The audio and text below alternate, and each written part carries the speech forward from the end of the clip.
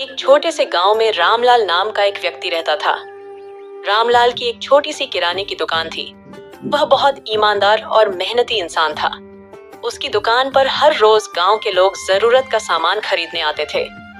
रामलाल की दुकान की खासियत थी कि वह हर सामान उचित दाम पर बेचता और कभी किसी को ठगता नहीं था। अगर किसी ग्राहक के पास पैसे नहीं होते तो वह उन्हें उधार भी दे देता। उसकी ईमानदारी के चर्चे पूरे गांव में थे। लेकिन उसी गांव में श्यामलाल नाम का एक और दुकानदार भी था। श्यामलाल की आदत थी कि वह अपने ग्राहकों को धोखा देता और सामान के ज्यादा पैसे लेता। वह हमेशा सोचता था, रामलाल इतना ईमानदार बनकर क्या कमाता होगा, पैसा तो मुझे ही मिल रहा है। एक दिन गांव में एक अमीर व्यापारी आया।